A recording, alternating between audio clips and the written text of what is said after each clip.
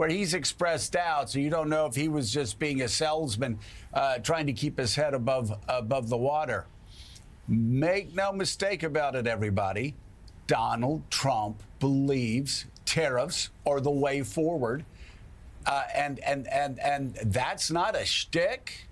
That's not a sales job. That is what he has believed since 1987, regardless of the history of Smoot-Hawley making the Great Depression worse, regardless of one economist, one business owner after another saying tariffs on a massive scale just don't work. So he actually, he actually believes this. And that's what's so striking here is that we know that Trump on most issues will flip-flop, for his immediate benefit. He'll tell a lie, if you will, not just to get through a news cycle, but to get through a news minute, just to win that interaction with the person in front of him. This is a core conviction. He doesn't have many. This is one. And in fact, he's telling Americans, we heard from over the weekend, to hang tough. Well, just now, he takes the Truth Social to say, be cool, all caps, be cool. Everything is going to work out well. That's the message from the Oval Office. But, Reverend Al Sharpton, we're getting messages today from Beijing, announced their retaliatory tariffs. And just moments ago, the EU, who a few weeks ago had said they were going to delay their first wave of tariffs. Just now, aluminum, steel, other goods, details to come later today. But those tariffs are going to affect this week in response to what the United States is doing.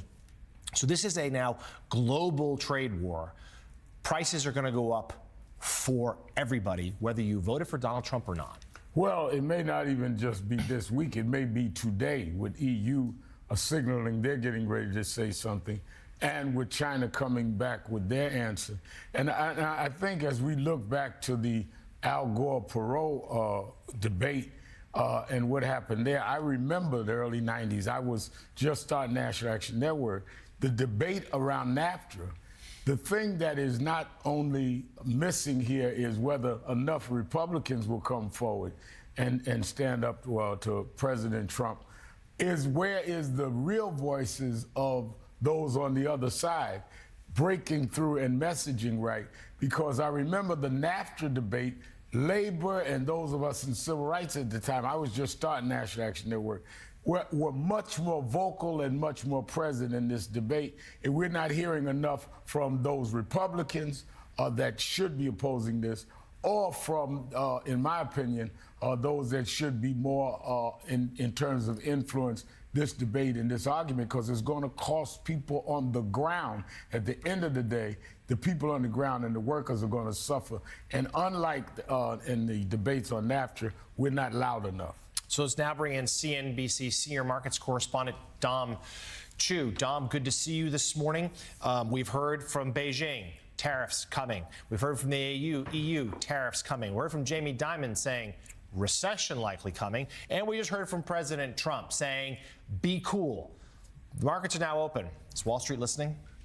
I guess on a relative basis, Jonathan, you could call this cool, because as you can see in the bottom of your screen right there, the Dow is only at this point down 200 points. That's a stark contrast to the 1,000, 2,000 point drops that we've seen over the course of the last several days here. But the downward moves are fairly predictable given the fact that this is an escalating trade war, because the playbook is pretty well known at this stage. This is this back and forth escalation of tariff policy, mostly between the U.S. and China, but now between the U.S. and Europe and elsewhere as well. When it comes to the two biggest economies in the world, that's where it becomes an issue. We, as a country, America, are increasingly at odds with China. Now, for better or worse, what some foreign affairs and international relations experts are now trying to parse and digest and analyze is how the trade wars will reshape global hegemony, right? Will countries be forced to pick sides, so to speak, when it comes to aligning either more with America or more with China? Now, that's part of the story that we're continuing to see play out in the stock markets as they fall because tariffs escalate. The markets were seemingly trying to find some kind of stability earlier this morning. Futures were indicating a modest move up or down. Again, before the China retaliatory tariffs came out. That all resolved itself pretty quickly to the downside after the news came out this morning. Global trade wars are expected to take their toll on the economy. That's playing out notably also in the oil markets, I'll also point out. U.S. benchmark West Texas Intermediate and global benchmark Brent crude prices are tumbling again, hitting over 4-year lows at this stage. Now, this is the, by the way, 7th straight day of losses for U.S. crude oil futures. And to give you an idea of just how fast and furious it's been to the downside, a barrel of U.S. benchmark crude cost just around $72 a barrel last week. And since then, we got to as low as around $56 per barrel just earlier this morning. And just another sign of how crazy things have gotten, prices for U.S. government debt have actually dropped sharply in just the last couple of days. Now, you may recall that over the past week or so, we talked about the bid for U.S. Treasury debt amid all of the economic slowdown concerns and that seeking of safe haven assets that U.S. Treasuries are. That move higher in our government bond prices pushed interest rates lower to below 3.9%. But now, with the dynamic in international bond markets and with some of the forced selling that may be happening in hedge funds and other speculators here in the U.S., those interest rates for 10-year government debt, guys, are back up to around 4.4%. So all of this is very confusing, guys. And we're seeing the markets moving pretty volatile right now, currently up 50. So we will see how it moves throughout the day. CNBC's Dom Chu, thank you so much. All right, and Chris Matthews. So it is interesting. Let's go back to that Perot-Gore debate. Yes. Because I think this is important for us to sift through about the history of the Democratic Party. You'll remember Dick Gephardt in '88 had the Hyundai commercial, which we talked about. A very traditional working class pro-union position to support tariffs. There are a lot of people who have seen working class voters move to the Republican Party throughout the 90s and over this century, because Democrats abandoned tariffs, because Democrats abandoned protecting working class jobs across middle America. How do Democrats balance this tariff debate so they don't lose the rest of working class voters? Well, you know, the Kennedy round was one of those trade revolutions, basically. The Democrats did move toward free trade, too. Bill Clinton clearly decided after the election of '92, as you know, to go with NAFTA after he had hedged a bit during the campaign. But he did come out for it afterwards. I think the Democrats have been back and forth on the issue of trade.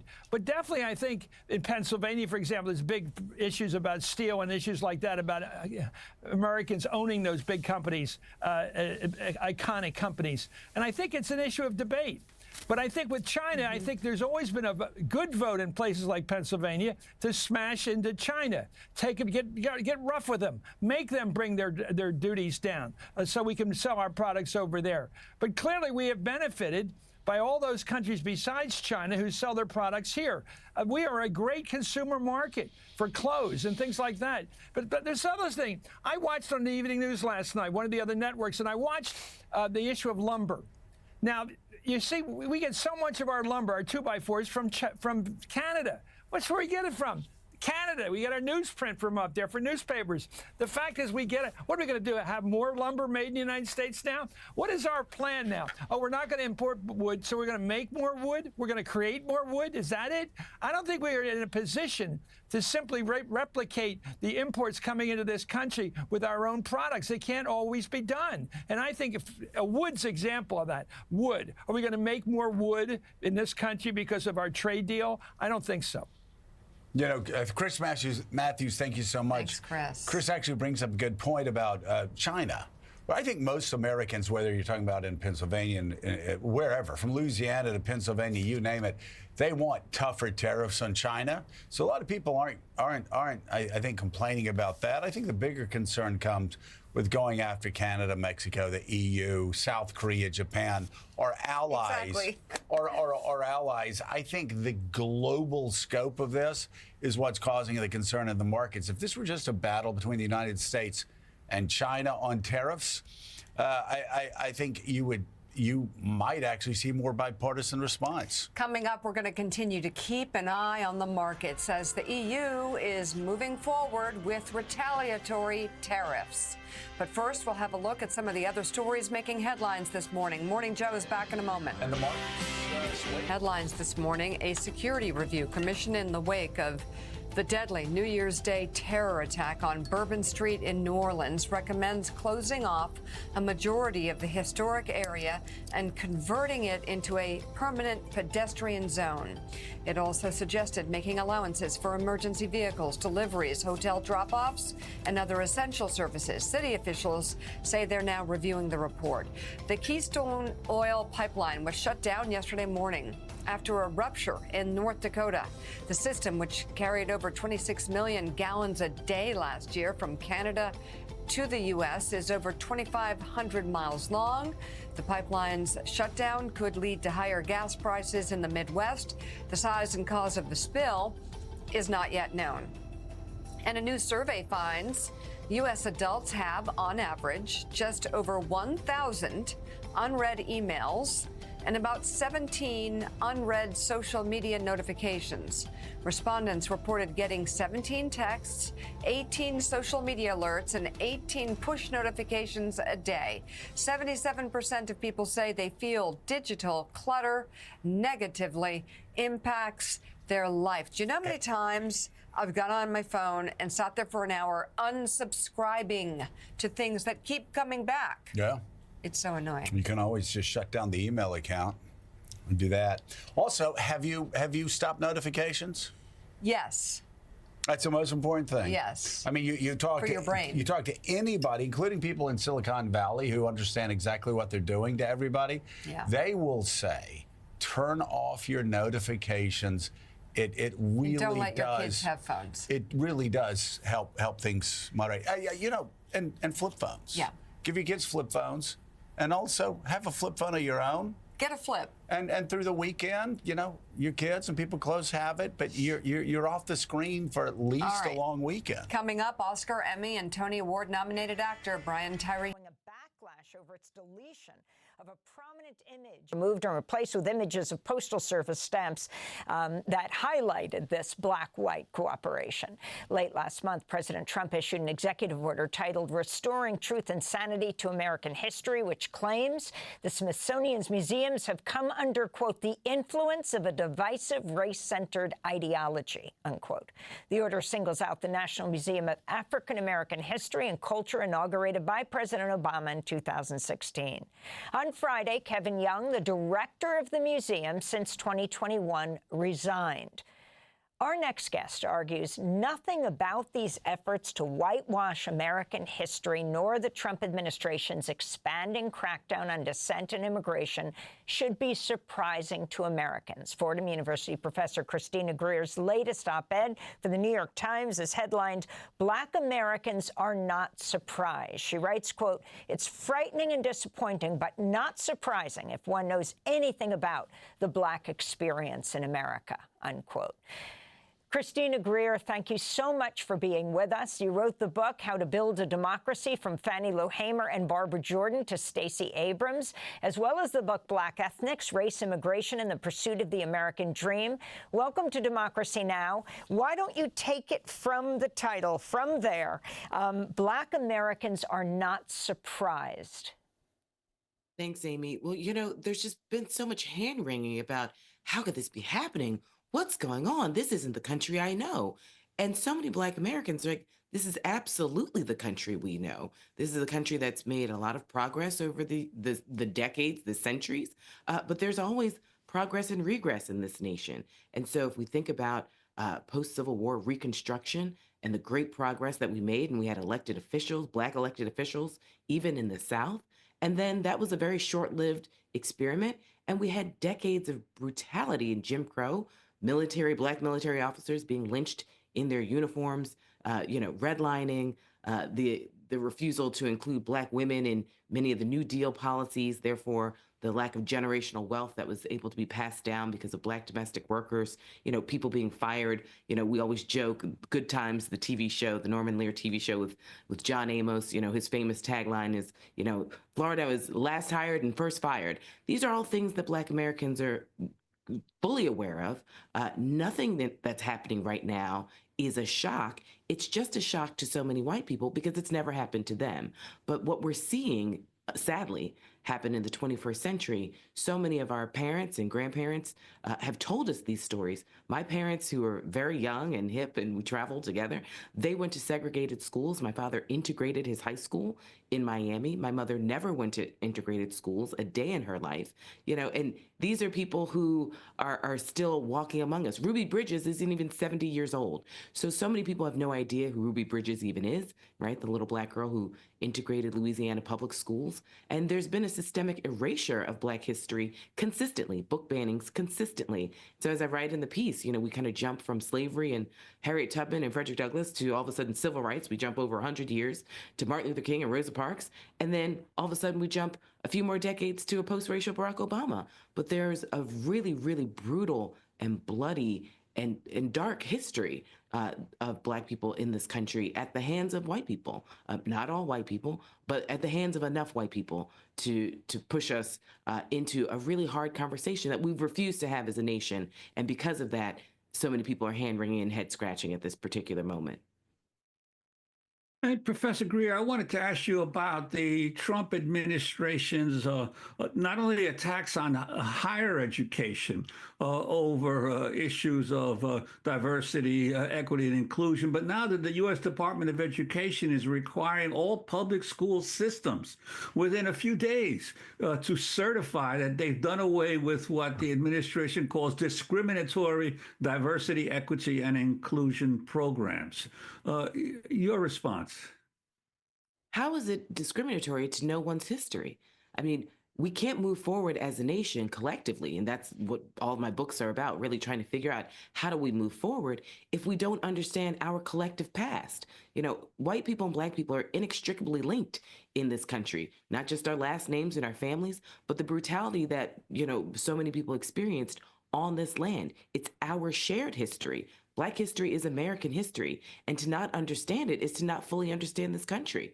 It's to not understand why LBJ was such a great president and helped push forward the Civil Rights Act, the Voting Rights Act, and the Immigration Act, and the complexities of how he did that as a white Southerner. To not understand this country is to not understand Eisenhower, integrating the armed forces by executive order, and how we've used executive orders in the past for some really amazing things, the Emancipation Proclamation, integrating the armed forces, and for some really horrific things, i.e. Japanese internment camps that put in Italians and Germans as well. So to not understand our shared history is to sort of meet the moment and not know where we're going. And I think that's part of the frustration that so many Americans have right now. I think that's part of the confusion that is deliberate right now.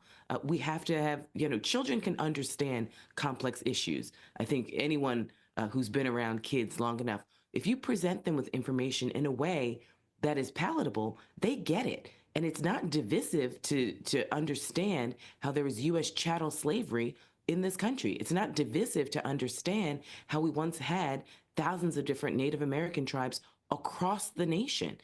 I live in New York State. We had a robust Native American community that is no longer in many parts of the state. And so it's our shared collective identity that can help us be a great nation. And, if we want to just get to brass tacks, being a diverse nation helps you make money. That's a language that some people understand, right? When you have diversity, when you have equity, when you have inclusion, it's actually better for your bottom line. So I think Target is finding out how diversity, equity, inclusion is better for their bottom line. I think a lot of businesses will slowly realize, if you don't understand the bus boycotts of Montgomery from the 1950s and 60s, and the boycotts in various lunch counters across the South, those were economic boycotts that had obviously other consequences. But, to get racial equity, there was an economic component to so much of what brave Black Americans did in the South. And I think a lot of corporations are going to find out in the 21st century version of what those economic boycotts can look like to move forward a more equitable agenda. And I wanted to ask you as well about the you mentioned the Trump administration's targeting of especially dissident students and foreign students. For example, you are a Tufts graduate. Your response to a Tufts student, Rumeysa Ozturk, who was sent to Louisiana after being driven to Vermont, but was picked up by immigration agents in Somerville, Massachusetts. The video that captured her arrest and detention. Your sense of how universities should respond to these direct incursions of the government into their student bodies and on their campuses to seize students.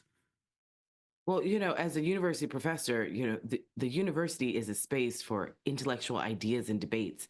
We cannot have a space where it's filled with fear and silence. And so to see that horrific video is frightening. I think universities have to band together. What is the point of an endowment if during hard times you're not going to use it? We know that there's some universities that are larger, more powerful than others. If they stick together, collective action, which is what I talk about in all of my books, you can actually get a lot more than sort of being picked off one by one. We do know, this is, again, time and time in America, if you know your history, as you target one group, many groups don't ever think that they'll be targeted. And it's like, your day will come. So if you do not come together and think of a strategy, as an intellectual space, we debate these ideas. This is what has made this nation actually move forward as one of the leaders in the world, for better or for worse. And so this idea that immigrants take away from the robust intellectual space is patently false, first of all, but it's creating a level of fear where, what is the point of a university if we have homogeneity of thought and silence? We're going to have to... Yesterday, the convicted felon president of the United States of America made some people in Moscow very happy when he intentionally wrecked the United States economy. Kylie, put up this headline. Well done, old man, Russian state TV revels in Trump having destroyed trust in the economy, calls for a monument to be built in his honor.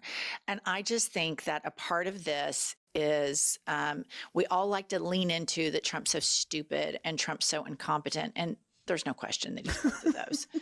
But I do think a lot of this is an intentional play at dismantling every single aspect of the American pillars that we rely upon, the judiciary, the legislative. He wants, and the economy, the press, due process. They're dismantling all of it to help assist in this authoritarian play.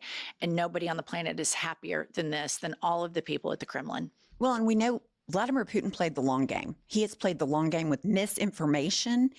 And now he is praising Donald Trump. And we know Donald Trump had all these phone calls with him. Elon Musk's in bed with them. This is probably part of his plan. You can't argue that Trump is doing everything Putin would want a leader of the United States of America to do. It's inarguable. It absolutely. And a lot of this, his strongest desire is to be a worshipped dictator. And we have current dictators that we can look at that have done this. Vladimir Putin was put into office by a bunch of Russian oligarchs and slowly started dismantling all of the facets of Russian government. And now everything is consolidated with him. All of these oligarchs started dying.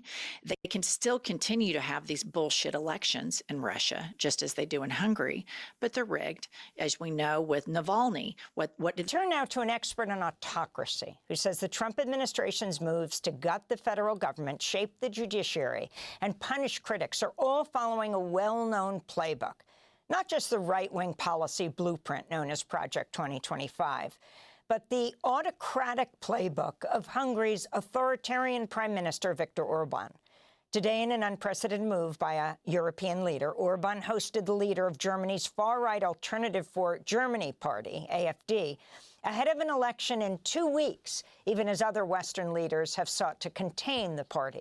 At least one key member of Trump's new administration has closely studied Orban, the controversial far-right pundit Sebastian Gorka, who previously worked at the Hungarian Ministry of Defense before Orban and is now Trump's deputy assistant to the president's senior National Security Council director for counterterrorism, a top post that did not require Senate confirmation.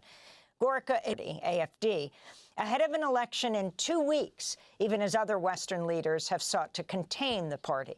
At least one key member of Trump's new administration has closely studied Orban, the controversial far-right pundit Sebastian Gorka, who previously worked at the Hungarian Ministry of Defense before Orban and is now Trump's deputy assistant to the president's senior National Security Council director for counterterrorism, a top post that did not require Senate confirmation. Gorka advised Trump in his first term, but was pushed out after the Forward revealed he once had ties to a Hungarian far-right Nazi-allied group and that he supported an anti-Semitic and racist paramilitary militia in Hungary. This week, Gorka addressed a security forum. If you share our values, you are on Team Western Civilization. Not just Western Hemisphere, Western Civilization. President Trump stated the following: the only question of our time is if we have the will to defend and save our civilization from those who wish to destroy it. If you believe that, the next 4 years will be beautiful for you and America. This comes as candidates for top national security positions are now facing questions that appear to be a Trump loyalty test, including whether they accept his false claim that he won the 2020 election. For more, we're joined by Kim Lane Shepley, professor of sociology and international affairs at Princeton University, specializing in the rise and fall of constitutional government, focusing on Hungary. Her recent guest essay for the New York Times is headlined, "Are We Sleepwalking into Autocracy?" Professor Shepley, welcome back to Democracy Now! Why don't you answer your question? What are you seeing in this country as you lived for many years in Hungary and what you saw there? Yeah, well, so first of all, nice to be back with you. Unfortunately, we're under very difficult circumstances. And so I think it's really important in looking at how democracies fail these days. And the crucial thing to say about Hungary is that it was a robust democracy, sort of top of its class in Eastern Europe in 2010 when Viktor Orban came to power. And by the end of that decade, virtually all of the democracy raters rated it as no longer a democracy. I would say the collapse happened even faster. Really, Orban did almost everything to undermine democracy for Hungary's future just in the first 3 years. So as we're looking at what's happening now in Washington, one of the things we see is this everything, everywhere, all at once attack on all of the pillars of democracy. And that was exactly how Orban did it. Came into power while he'd been out of power for 8 years before he was elected in 2010. He had private law firms, private groups write a blueprint so that when he was, as soon as he took office, he could hit the ground running and just, come out with thousands of pages of laws with all kinds of programs that hit sort of every sector of civil society, of the economy, all at once. And that's exactly what we're seeing here is that kind of playbook. And Professor Shepley, I'm wondering, it's in your studies, is there any essential or qualitative difference between an autocratic government and a fascist government? Does it even, is it even worthwhile to make the distinction? What's your sense? Yeah, well, so I tend not to be very big on labels in this area, in part because as soon as you define what each of these regimes looks like, someone like Orban, who actually does read and actually is pretty knowledgeable, unlike the US president, who, shall we say, probably hasn't gotten all the way through a book in a long time, Viktor Orban knows what he's doing. And so as soon as you label him something, he will do something that misses, item 4 on what you have to get the label. So I'm a little nervous about the labels. And, fascism, I think, it also means an ideology. What I'm concentrating on when I talk about autocracy is the system of checks and balances that allows for the future rotation of power and that prevents it from being captured by one political faction. Now, governments that are trying to capture all the levers of power can have all kinds of surface ideologies. Now, what we're seeing is that Trump is even echoing a lot of Orban's rhetoric. So if you think Orban's a fascist, you probably think Trump is as well. But for me, the really crucial thing is, are you eliminating checks and balances? Are you eliminating the things that allow future elections to be free and fair? Facing crippling cuts and being forced to cut essential services, President Trump has announced he would seek a $1 trillion budget for the Pentagon. He made the comment while speaking to reporters alongside Israeli Prime Minister Benjamin Netanyahu. We also essentially approved a budget which is in the facility, you'll like to hear this, of $1 trillion, $1 trillion. And nobody's seen anything like it. We have to build our military, and we're very cost conscious, but the military is something that we have to build.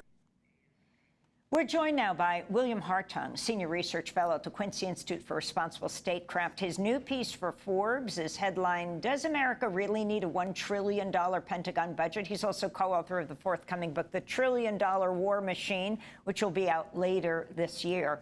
So, Bill Hartung, answer your own question. Does the Pentagon really need a $1 trillion budget? Talk about what's going on here as DOGE, as the Trump administration slices and dices and removes and eliminates other agencies. Well, do we need $1 trillion is kind of a softball question, because the answer is absolutely no. We're already spending too much. And this really gives the lie to the idea that it's about efficiency.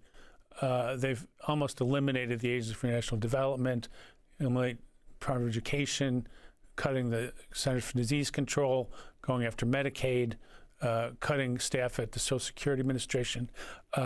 If they were about efficiency, first of all, they couldn't do it overnight. They'd have to study what works and what doesn't.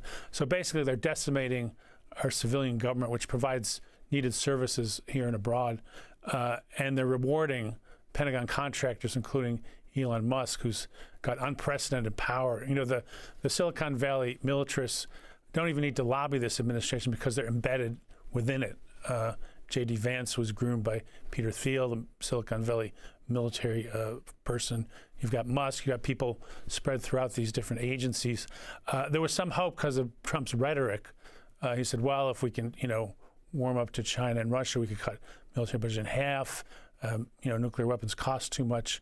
I was pretty sure that was just a kind of a bone to those in his base, some of whom are sick of endless wars, don't trust these corporations. But I didn't expect him to really go along with it, and indeed he has. And he's talking about building a golden dome, which is sort of akin to Reagan's impenetrable Star Wars missile shield, which almost all scientists say is not possible to do. So that's a big boondoggle for both the old companies like Lockheed Martin and the new companies like Anduril and Palantir. And then, of course, this new fighter plane, which he decided to call the F-47 because he's the 47th president. I mean, might as well put his name on the side. There's no indication this is going to work. Andrew Coburn, a longstanding analyst, has written a piece about this. So at the same time, there's announced Friday it would award SpaceX contracts. SpaceX is Elon Musk's company, privately held company. It would award SpaceX contracts worth approximately $5.9 billion, $6 billion. Vote for Trump as a big mistake. Susan, how do you see this playing out? Well, there's two types of Trump voters. There's the MAGA. They're not going anywhere. They are going to stand behind Trump like they did when he was convicted of felonies. I mean, through everything, he won a primary with that MAGA base. So it's the other Trump voter, the voter who said maybe, I can't vote for Harris, or Trump's good on the economy, the excuse Trump voter, if you will. So now they said, okay, he's good for the economy, but not so much if we're looking at the stock market, and a sign of things to come. And that's the most important part. We haven't seen the prices go up just yet. We're a few days away in agricultural things, but perhaps maybe 2 or 3 weeks from big sticker shock. Tara, I spoke with a number of voters who were on the fence in this election, didn't really love either choice, but went with President Trump, then candidate Trump, because of their hopes about the economy and what he could bring. Now we have a new Reuters poll showing 73% of Americans expect a price surge because of the tariffs. Only 39% support them. Yes, Trump supporters say they're willing to give the president time, but I do wonder, where is that threshold where what happens when Americans start personally feeling the pain in their pocketbook? I think so. I agree with Susan on this. Lots of agreement today, right? I agree with Susan on this that there are two types. So the Trump voter, say for instance, the ones that voted for Obama and then voted for Trump, right? That type of Trump voter, that threshold is not going to be a very big threshold. They're gonna, as soon as they feel the pain, I think you're gonna see a response very quickly from those type of voters. But I think the MAGA voters, Trump is a televangelist. And basically what he's done is he's built like a congregation, and MAGA is that congregation for his televangelism.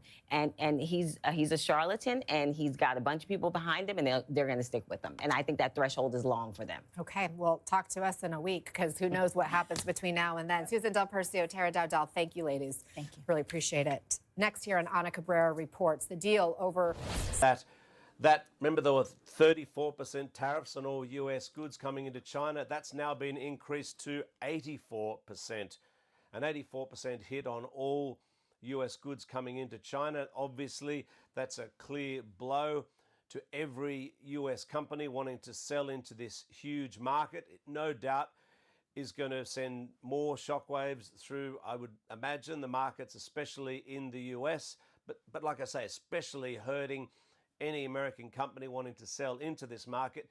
There may well be other measures. The other thing that was mentioned in that statement is that Beijing is taking the Trump administration to the WTO. We sort of knew that before, though, the World Trade Organization.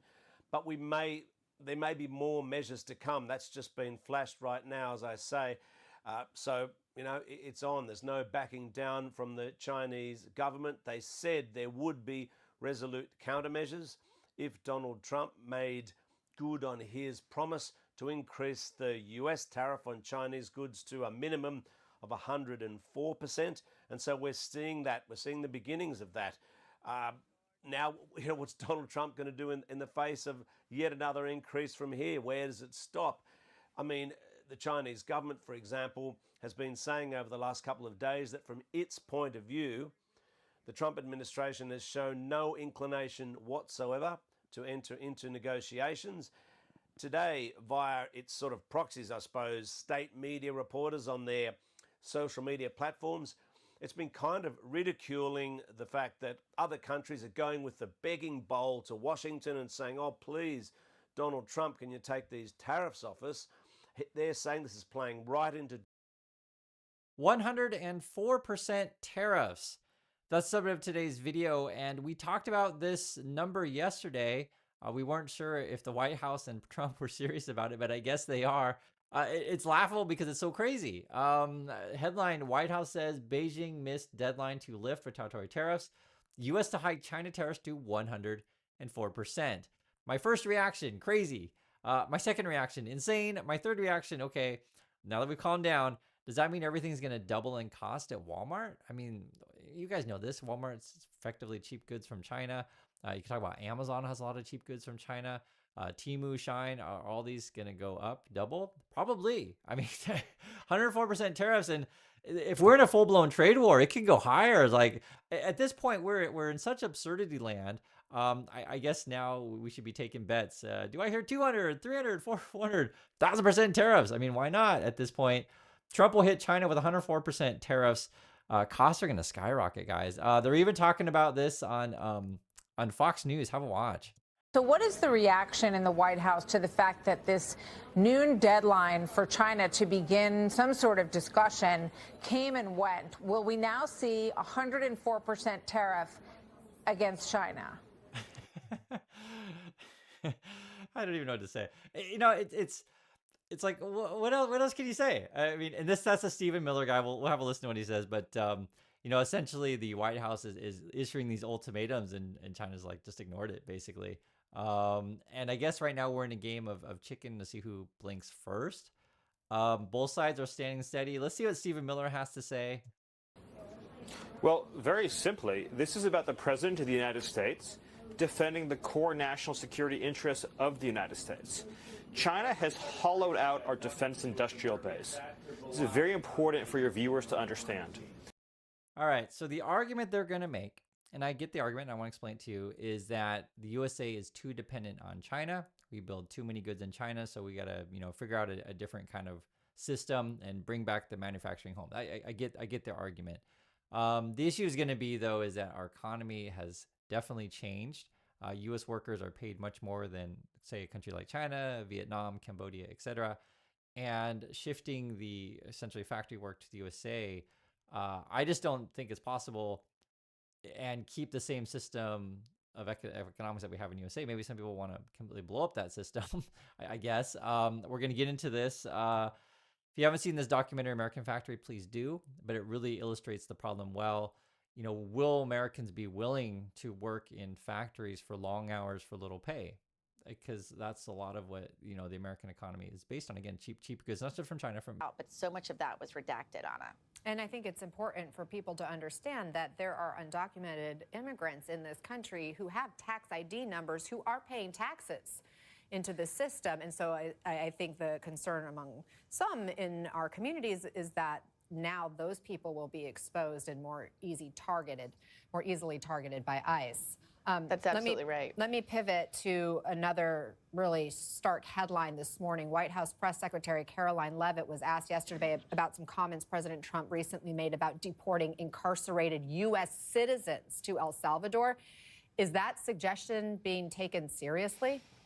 Well, it's something that we actually first heard floated by El Salvador's President Bukele when he met with Secretary of State Marco Rubio early on in this presidency. He said he would take them. And of course, Rubio laughed and sort of said, well, we don't know if that's legal. Now it's something that's coming up again. Take a listen to what Trump has said and what Leavitt recently said about this. So back to El Salvador, the president there said he would be willing to take American citizens in the federal prison population. Is that one of the ideas you're going to be discussing? Well, I love that. And why should it stop just at people that cross the border illegally? We have some horrible criminals, American grown and born. The president has said if it's legal, right? If there is a legal pathway to do that, he's not sure. We are not sure if there is. It's an idea that he has simply floated and has discussed very publicly. Now, they're talking about if it's legal, but of course, we've seen this administration with the immigrants that they've sent to El Salvador test the courts by sending immigrants there before a court could block that. So a lot up in the air in terms of whether or not they're actually considering this and putting the plans in place, or if it's just something they're leaving out there and saying it's a fear-mongering tactic. You are doing an amazing job trying to stay on top of all of this new information coming at us and digging into raising $1 billion to federal funding to Cornell University and $790 million to Northwestern University. Both schools are facing civil rights investigations into alleged anti-Semitism and racial discrimination as part of DEI efforts. The administration is also putting near $4 million in funding for Princeton University, citing what it is calling climate anxiety. That money had been going toward climate research, the administration says, is, quote, no longer in keeping with priorities. Other schools that have had funding, threatened at least, include Brown, Columbia, Harvard, and UPenn. Next on Ana Cabrera reports the financial fallout from the automobiles, yes. And the new Canadian Prime Minister, Mark Carney, is placing the blame squarely on the United States for starting this trade war. So the U.S. is driving itself into a recession, pressure on the world if the U.S. doesn't change course. But what we can control is where we invest here, how we support our people, and that's what we're doing. Strike has hit a residential home in the Shujaiya neighborhood of Gaza City, killing at least 20 Palestinians. 3 of those victims are children. 50 people in or near the building have also been injured. They've been taken to the Al Ahli Baptist Hospital. Many are still missing or trapped under the rubble of that home. Well, let's go straight to Hani Mahmoud. He's in Gaza City. Hani, you were telling us about this strike on Shujaiya. It took place just over an hour ago. Give us a few more details about what's happened and the rescue efforts that are taking place there now.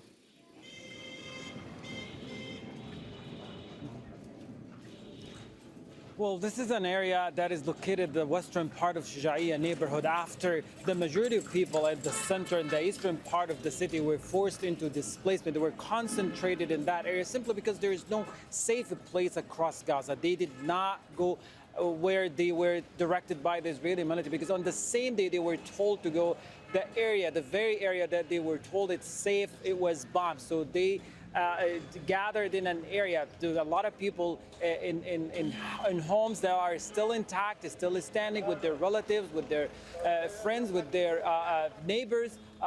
people that they know from the neighborhood are sheltering with each other in the western part of the neighborhood. That's like at the entrance of the Shujaiya neighborhood. But an earlier attack, a massive explosion, and we could hear it from the point where we were broadcasting from, very massive. We could feel the shock waves of the explosion, the dark cloud smoke that rose in the sky of the eastern part of Gaza. And within minutes, we received the initial reports of 3 people killed, and 2 of them were children. Just within minutes, the number just climbed right away into 9, and now we're looking at 11 people, the majority of the same exact patterns that we've seen in the past of these attacks. Women and children are making up the vast majority of casualties. And the reason for this, we're looking at displaced families, herded from one place to another, sheltering inside these homes, or whatever left of the homes is still standing in Shujaiya or other part of the Strip. There are close to 50 critically injured, all reported and transferred to Al Ahli Hospital. And right now, the hospital is in dire need of a blood drive, a blood donation, because it's running out of the blood units in the past few weeks, and doesn't have sufficient amount or the sufficient number of blood units to help save lives here. And that's another thing about rationing supplies inside the hospital. Doctors often tell us that how many times they had to prioritize cases and where to direct medical care in order to save life. Now, what's really tragic about this, it's not only the bombed home that was flat in a 3-story building, but also the homes at its vicinity were also destroyed. It's a 1-ton bomb that was dropped on the area, and we're likely looking at an atrocity committed by the Israeli military, with more people are still missing and trapped under the rubble of the bombed homes and the nearby homes. This is part of a long series of attacks that started overnight in the central area in the city of Khan Yunis, where more women and children were reported killed and injured inside the hospitals of the central area in the city of Khan Yunis, including a tent that was attacked, a residential flat, as well as other areas that have been indiscriminately targeted by the Israeli military, the airstrikes and the heavy artillery.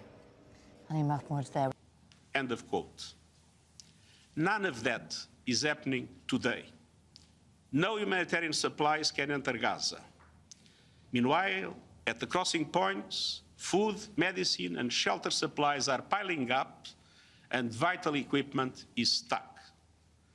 International humanitarian law also includes the obligation to respect humanitarian relief personnel.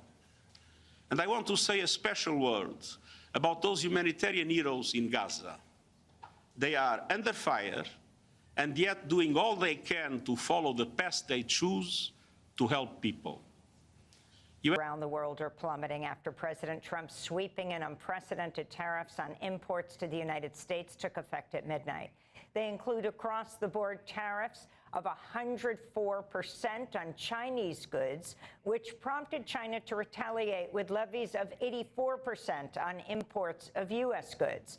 Hong Kong's benchmark Hang Seng Index fell by over 13%, its biggest one-day drop since 1997.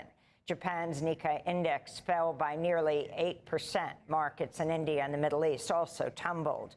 On Tuesday evening, President Trump celebrated the chaos set off by his trade war, telling an audience at the National Republican Congressional Committee's annual gala that foreign leaders are lining up to make a deal. I'm telling you, these countries are calling us up, kissing my ass. They are dying to make a deal. Please, please, sir, make a deal. I'll do anything. I'll do anything, sir. On Wall Street, Goldman Sachs has further raised the prospect of recession in the next year, now putting the odds at 45%. A CNBC survey found 2/3 of U.S. corporate executives believe Trump's trade war will trigger a recession. Israeli airstrikes on eastern Gaza City have killed at least 29 Palestinians, with 80 others missing and dozens more wounded. Scores of people are believed to be trapped in the rubble after the strikes leveled 10 residential buildings. At the United Nations, Secretary General Antonio Guterres on Tuesday reiterated his demands for Israel to end its total siege of Gaza, now in its 6th week.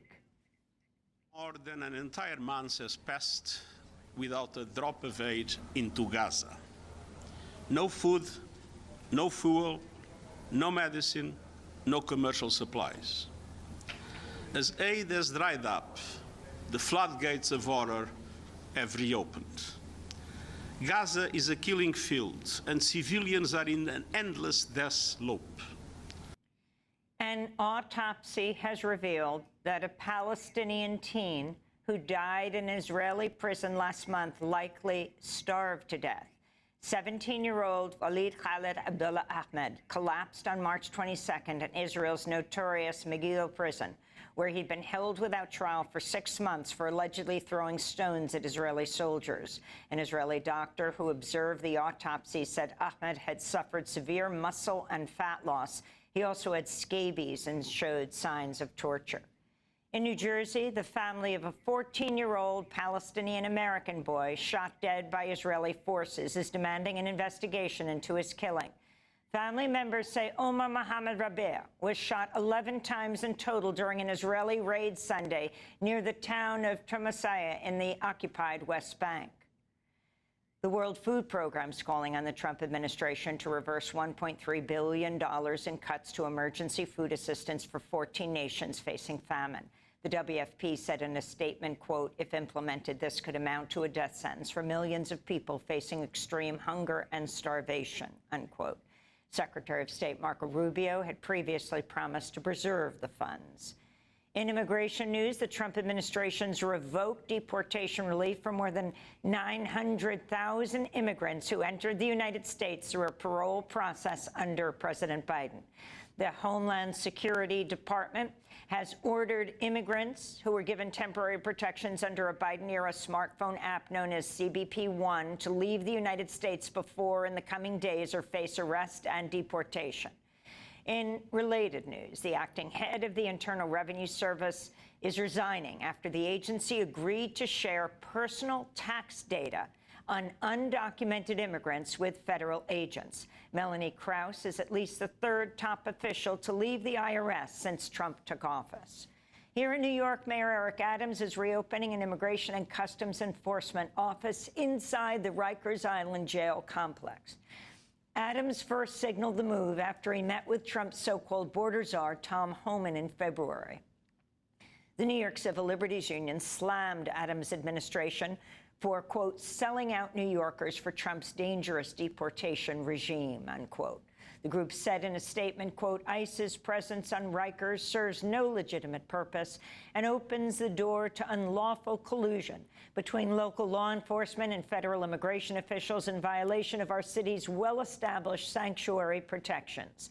New Yorkers see this for what it is. Mayor Adams is skirting the city council, cozying up to Trump and putting immigrant New Yorkers in harm's way, the New York Civil Liberties Union said. A federal immigration judge is set to rule Friday on whether the Trump administration has grounds to deport Palestinian Columbia University student protest leader Mahmoud Khalil, or whether he should be freed. In a hearing in Louisiana Tuesday, Judge Jamie Comins gave Trump officials a little over 24 hours to present their evidence in the case. Only 10 journalists were allowed at Tuesday's hearing, while others said they were denied entry to watch it remotely.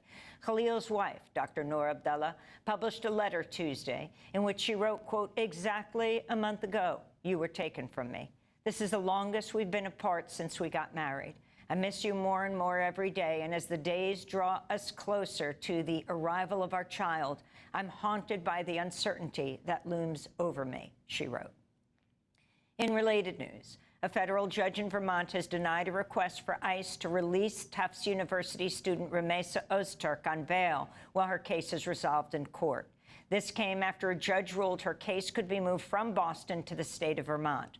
Ozturk remains jailed at a privately run ICE detention center in Louisiana after being taken by masked, plainclothes federal agents from the streets of Somerville, Massachusetts in late March. This comes as Trump's State Department has revoked the visas of nearly 300 international students nationwide. The students, including at the University of California, University of North Carolina, Chapel Hill, Harvard, and other schools, now face deportation. Meanwhile, new videos emerged of the arrest of Barakan Suri, a Georgetown University professor and postdoctoral scholar who last month was ambushed by masked federal agents outside his family's home in Roslyn, Virginia. After being repeatedly transferred across at least 5 ICE facilities, he's currently jailed at an ICE detention center in Texas. His legal team said for 2 weeks, Suri was placed in a cell without a bed and with a television blaring 21 hours a day, and was denied food or water to break his Ramadan fast. His legal team also said Suri's son spent days crying uncontrollably after his father's arrest and has now stopped speaking. The Trump administration's freezing $790 million in federal funding to Northwestern University and more than $1 billion in funding to Cornell University. This is the latest attack on higher education as dozens of universities face investigations into allegations of anti-Semitism and claims of racial discrimination amidst Trump's efforts to gut diversity, equity, and inclusion policies.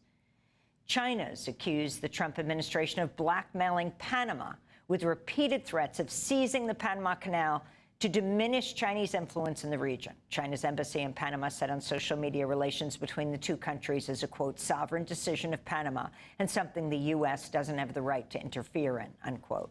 The remarks came after U.S. Secretary of Defense Pete Hegseth visited Panama Tuesday for a ribbon-cutting ceremony of a new U.S.-financed dock at Vasco Núñez de Balboa Naval Base. Together, we will take back the Panama Canal from China's influence.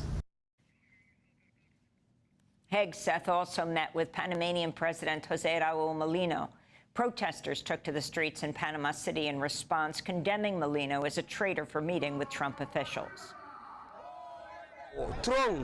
Both Trump, Rubio, and now Pete Hegseth have indicated that they are going to take the canal. And obviously, the Panamanian people cannot accept this. And that is why we, a handful of patriots, are on the street today rejecting the presence of the Secretary of War in Panama and repudiating Mulino, the traitor who behind the people's back is giving away our sovereignty and our self-determination. Russia's military launched drone attacks on the Ukrainian cities of Dnipro and Kharkiv overnight, injuring at least 17 people. Kharkiv's mayor said the attacks were aimed at terrorizing Ukraine's civilian population into submission. This is our enemy's new tactic, to frighten the civilians. This is civilian infrastructure of the city. These are production enterprises. These are Kharkov's business people. Of course they are scared. Also, when people go to sleep in the night, when children go to sleep and they encounter such strong strikes, the goal is to frighten the people. Ukrainian officials say they're sending negotiators to Washington, D.C. next week for talks on a mineral deal that would see the U.S. continuing sending weapons in exchange for U.S. access to Ukraine's valuable mineral resources. The Supreme Court will allow the Trump administration to fire 16,000 federal workers in the probationary period. Tuesday's ruling did not determine whether the administration unlawfully fired the workers, as their union, the American Federation of Government Employees, argued in a lawsuit. Instead, justices ruled 7-2 that the plaintiffs lacked legal standing to bring their case. The White House has shrugged off a spat between President Trump's trade advisor, Peter Navarro, and the world's richest man, Elon Musk. On Tuesday, Musk used his social media site X to hurl insults at Navarro, calling him a moron, Peter retardo, and dumber than a sack of bricks, after Navarro defended Trump's sweeping tariffs and described Tesla as, quote, not a car manufacturer, but a car assembler, unquote. The Washington Post reports Musk has repeatedly tried and failed to pressure Trump to reverse the tariffs. On Tuesday, White House Press Secretary Carolyn Leavitt dismissed the feud.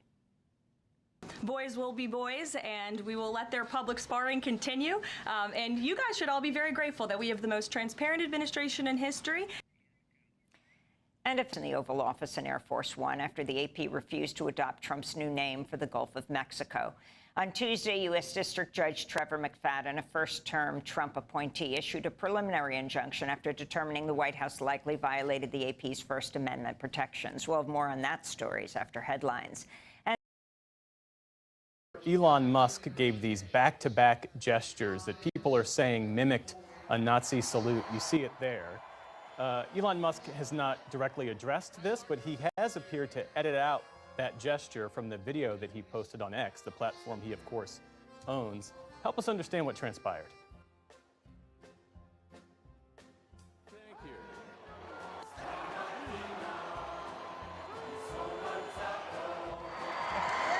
Careful. Careful with that salute. It wasn't even like a subtle, like a wave, like one of these, like a. It's okay. It's good to be proud of German culture, German values, and not to lose that in some sort of multiculturalism that dilutes everything. That's what a Nazi would say. We don't want Italy as a culture to disappear. We don't want France as a culture to disappear.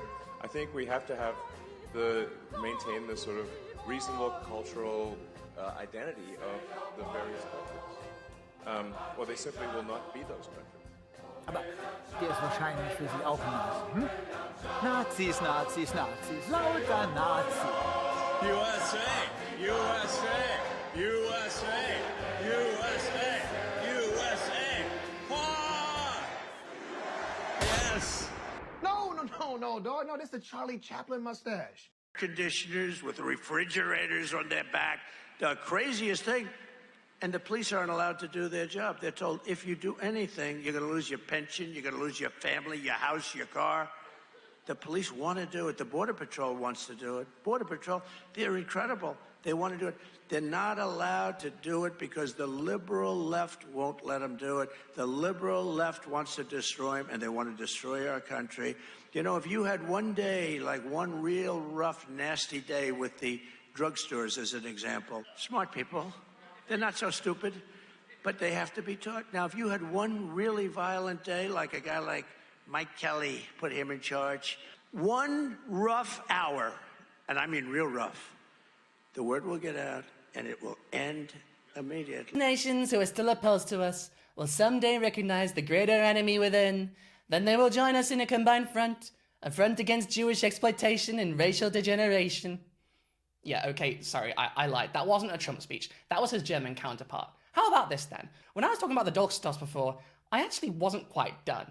Aside from the whole blaming Jewish people thing, another phrase now frequently used by Trump, particularly during his 2024 presidential campaign rallies, comes from this famous anti-Semitic conspiracy theory, that the German army was defeated not by the enemies it was obviously easily winning against on the battlefield, but by the enemies from within.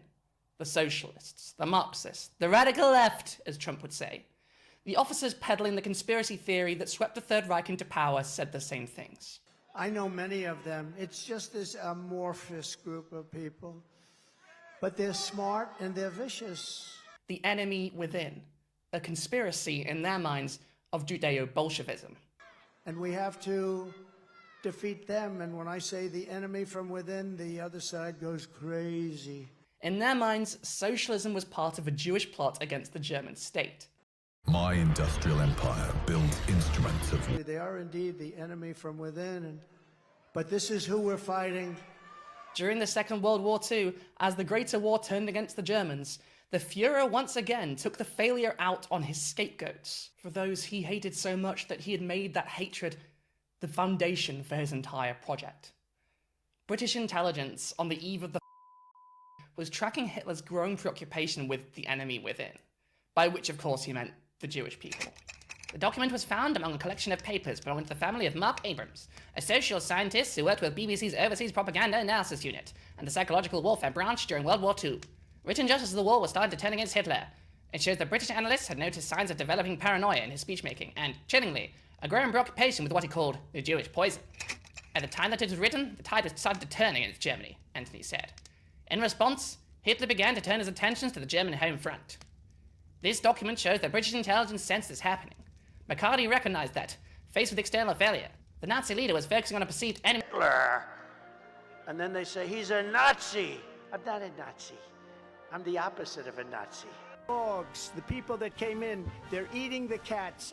In my opinion, the Jewish people would have a lot to do with the loss if I'm at 40%.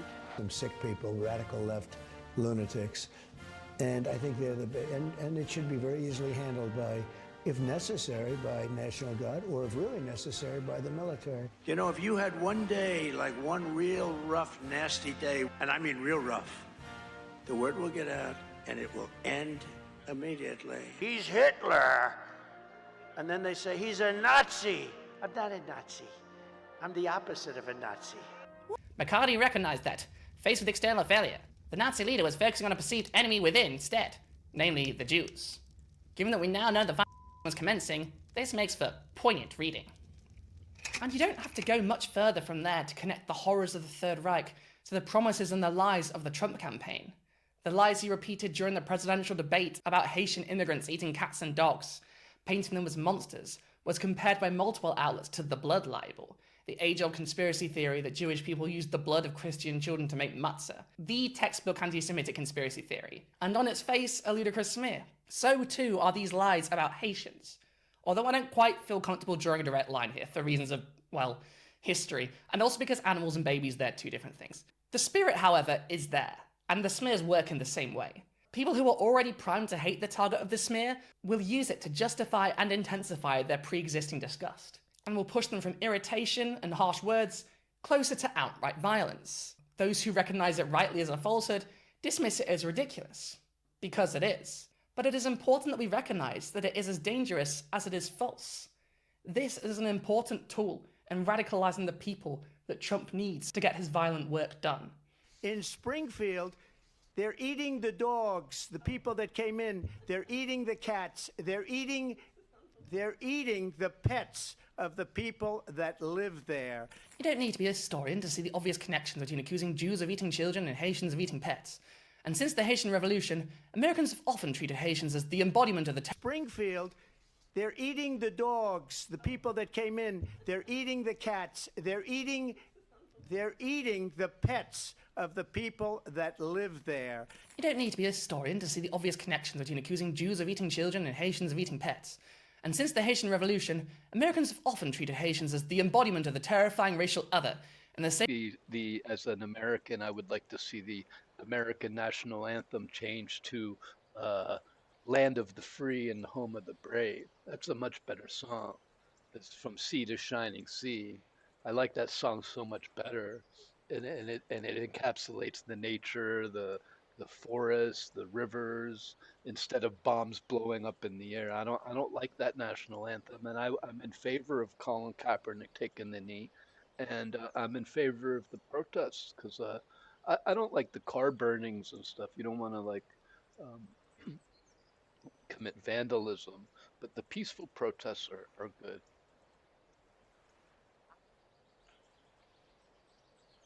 Got to refrain from doing that because the door for violence. Or you don't want to be the one that starts the trouble, the bad trouble. You know, with their Molotov cocktails and their Trump flags starting fire. But got to refrain from doing that because you don't want to be the one that opens the door for violence, or you don't want to be the one that starts the trouble, the bad trouble, you know, the burning. And a lot of the 2020 protest, it was MAGA with their Molotov cocktails and their Trump flags starting fires and then pointing at the peaceful Black Lives Matter protesters. You saw how peaceful they were at the Capitol building, smashing windows, you know, grabbing police officers. You know, that's not peaceful. Building a guillotine, like, that's not a peaceful thing. They had weapons around, you know. And listen, I'm for some of the pardons, because when Trump did pardon those people, I mean, it's his fault that they went there. And so in some ways he is responsible to pardon them. But the violent ones who had guns and had other convictions and shit, the wide sweeping pardon, because he doesn't want to look into it. He does whatever's easiest. And it's a nice shock headline for him, you know what I mean? But they should have looked into, if you have other crimes, you know, if you physically attacked a police officer, you know, then you're a danger to society, you know what I mean? But if you were just there because you're caught up in the drama, then sure, maybe pardon them. But if you were smashing a cop, man, then it doesn't matter. You know what I mean? You smash a cop, that's a crime, you know. So I wasn't for the wide sweeping pardon. I could see pardoning some of the people because it is his fault that they went there.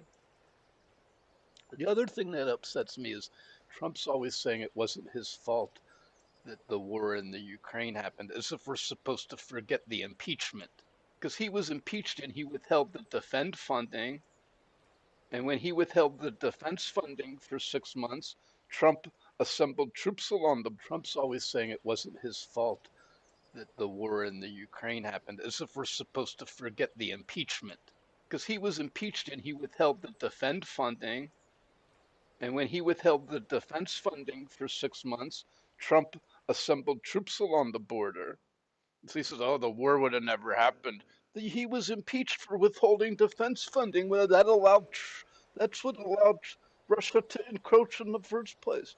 Yeah, you could say Obama let him take Crimea, but Obama slapped sanctions on him and stopped him from encroaching any further at the time. Whereas Trump just withheld the defense funding altogether and let him assemble along the border. So when Biden came in, they were already right there, boom, ready to go. So Trump just blamed Biden, but it was really Trump's fault for withholding the funding for 6 months. But you could play tit for tat that the war in the Ukraine happened, as if we're supposed to forget the impeachment. That's 5 winds of reason. Herself taking flight and parting out the crispy song of the night. Glaring back at me, one last look of dismay, as if she were the last one she thought I'd betray.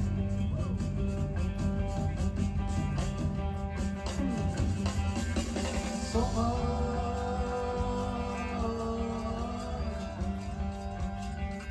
the better, I said to myself, drawn quite close to the top of the shelf.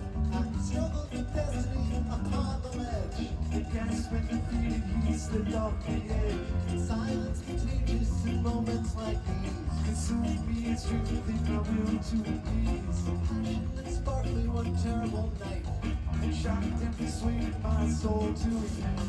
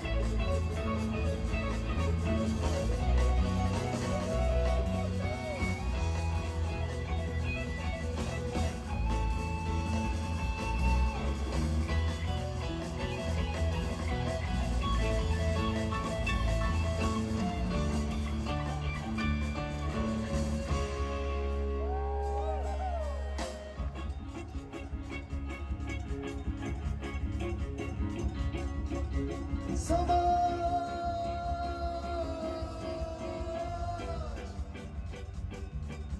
Better, I said to myself, and drawn quite close to the top of the shelf. And struggled with destiny upon the ledge. He gasped when defeated, he slipped off the edge.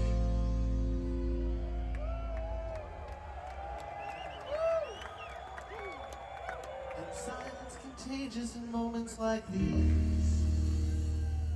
Consume me and strengthen my will to appease. Passion that sparked me one terrible night. It shot and persuaded my soul to rebel.